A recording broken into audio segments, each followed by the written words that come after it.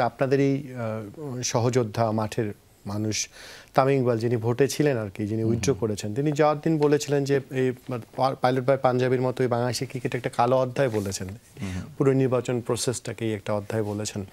এবং যে প্রসেস অনেকেই আপনারা ভারাক্রান্ত, অনেক কিছু না হলে আরও ভালো হতো ইলেকশনটা, সবাই এটা এক বাক্যেই বলছে আসলে, সেটা যে কারণেই হোক, যার জন্যই হোক। তা আপনারও কি মনে হয় কিনা যে বিসিবির ইলেকশন নিয়ে যে এত কাদা ছড়াছড়ি, এত কথা হয়, ইভেন বিসিসিআর ইলেকশন হয়ে গেছে 28 তারিখে, কেউ জানেও না, একজন ক্যাপ্টেন, সব বাস্তবতা সরকার যাকে বলেছে সম্ভবত সেই সভাপতি হয়ে গেছে।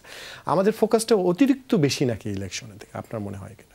ক্রিকেট, বাংলাদেশ ক্রিকেট বোর্ড কিন্তু একটা ব্র্যান্ড এবং আমরা যতটুকু খেলার মাঠে থেকে যতটুকু না ব্র্যান্ডিং আমরা দেখি, তার থেকে অ্যাকাউন্টে কত টাকা আছে সেটার উপরে ব্র্যান্ডিংটা বেশি ফোকাস হয়। 900 কোটি টাকার বোর্ড বলে তো একটা ব্র্যান্ডিং আছে, 1400 কোটি টাকা, এখন 1400 হয়ে গেছে। তো এই কনসেপ্টটা কিন্তু খুব বাজে। আমি অ্যাকাউন্টের দিকে আমি কেন তাকাবো? আমি ওই অ্যাকাউন্টের দিকে আমার ইনফ্রাস্ট্রাকচারটা, তাহলে যদি তাই হইতো তাহলে 15 বছরে কেন ইনফ্রাস্ট্রাকচার আমার তৈরি হয় নাই? লাস্ট 17-18 বছরে কেন আমার এতগুলি একাডেমি কেন হবে না? আমার কেন এতগুলি আমার ইনডোর হবে না? আমার বিভিন্ন জিনিসগুলি, আমাদের কোচেস যেগুলি ন্যাশনাল কোচেস যারা আছে, তারা বিভিন্ন বাইরের থেকে আমাদের কোচেসগুলি কেন আনা হবে?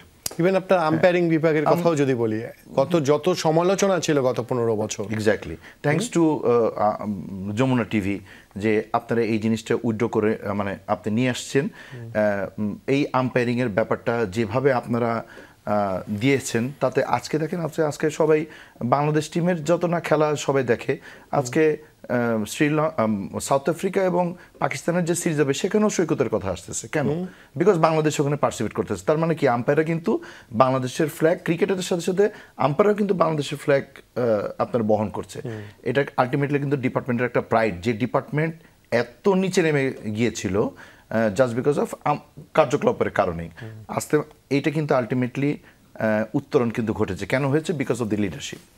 তো এবং যারা আইসিসিতে যারা আছি, তারা সামনের থেকে নেতৃত্ব দিয়েছে, তারাও কিন্তু পরবর্তীতে সাপোর্ট করছে with the help of umpire department.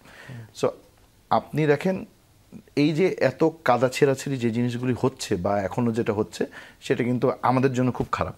Because আমরা তো সামনে থেকে রিপ্রেজেন্ট করছি, সেটা আমাদের কোয়েশ্চেনের অনেক সম্মুখীন হতে হয় বিভিন্ন জায়গায় আমাদের কাজ করতে গেলে, বা আমরা বাংলাদেশ ক্রিকেট বোর্ডকে তো আমরা সার্ভও করছি।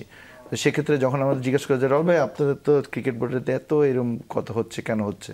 এখন আমাদেরকে আলটিমেটলি ওটা, যেহেতু আমরা প্রাউড ফিল করি, যেহেতু আমরা ন্যাশনাল টিমে খেলেছি, আমরা প্রাউড ফিল করি, তখন আমরা বলি যে না, we are A brand, that's why আমাদের এটা নিয়ে কাজ হবেই।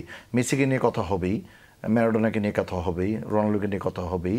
সো বাংলাদেশ ক্রিকেট বোর্ডকে নিয়ে কেন কথা হবে না? তামিম ইকবালকে নিয়ে কেন কথা হবে না? হবেই।